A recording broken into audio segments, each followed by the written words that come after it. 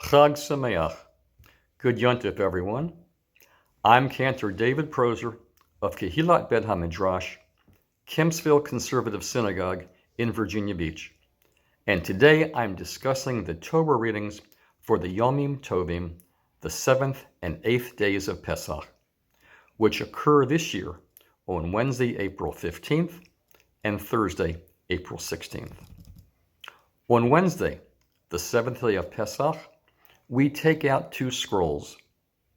The Torah reading from the first scroll is from the book of Shemot, the book of Exodus, chapter 13, verse 17, to chapter 15, verse 26. You can find it beginning on page 399 of the Eitz Chaim Chumash and on page 265 of the Hertz. If we were not on Zoom, but in a regular minyan in Shul, we would read 5 aliyot from the first scroll. As you have noticed all along, each Yom Tov day's Torah reading, as one would expect, is applicable to the observance of Pesach. Today's reading describes the first major event that Israel would experience following the Exodus. Our tradition holds that this event happened on the 7th day after leaving Egypt, thus its selection as the Torah reading for the 7th day of Pesach.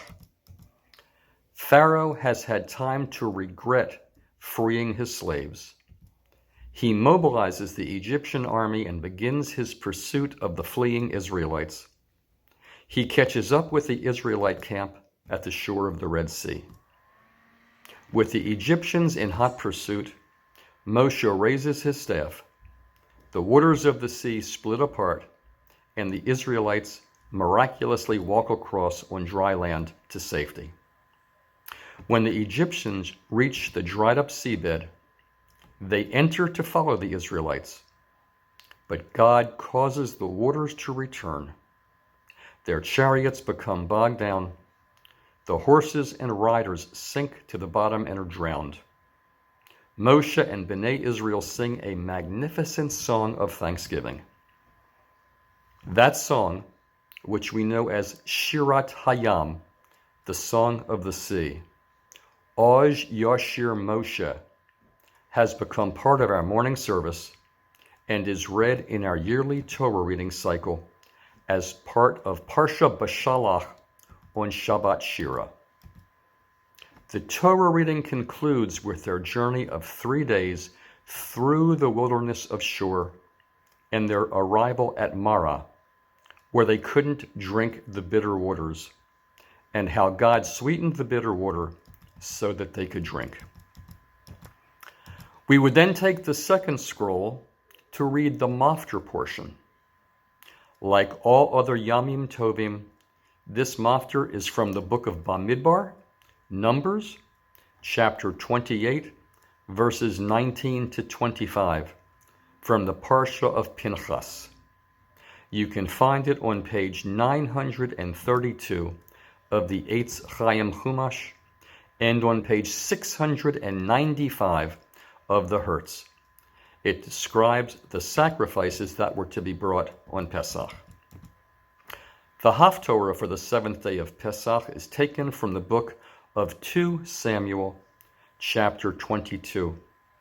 It can be found on page 1311 of the Eitz Chaim Chumash or on page 1017 of the Hertz.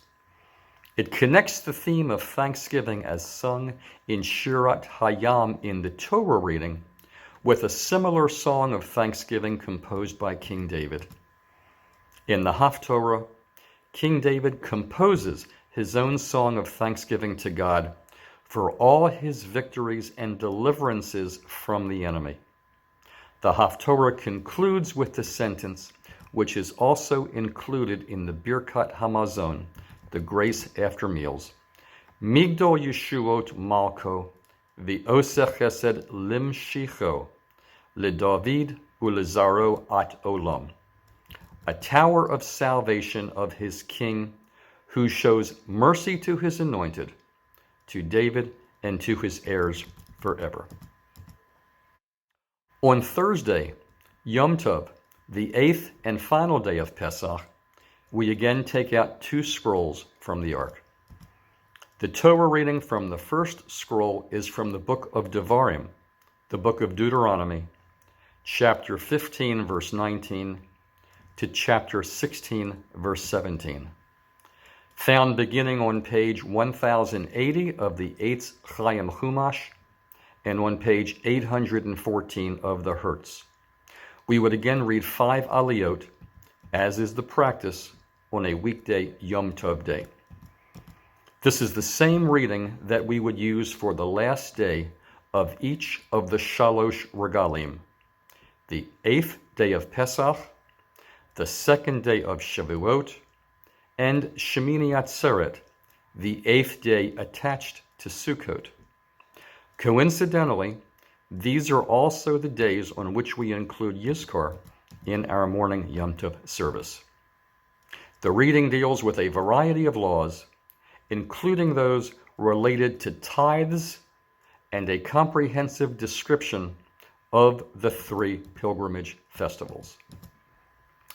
Like all other Yamim Tovim, we would then take the second scroll to read the Maftir portion. Today's Maftir is the same as yesterday's from the book of Bamidbar, Numbers, chapter 28, verses 19 to 25, from the Parsha of Pinchas.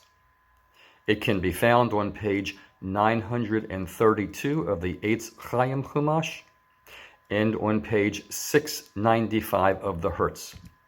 It describes the sacrifices that were to be brought on Pesach. The Haftorah for the 8th day of Yom Tov is taken from the book of Isaiah, chapter 10, verse 32 to chapter 12, verse 6. It can be found beginning on page 1316 of the Eitz Chaim Chumash and on page 1023 of the Hertz. The Haftorah begins with a prediction that Assyria will be defeated. This prophecy comes true. The Haftorah continues with Isaiah's message of hope that the Israelites will again be gathered together from lands of exile and return to Israel. The Haftorah also contains the famous vision of Messianic era when peace and harmony will reign supreme among all the people.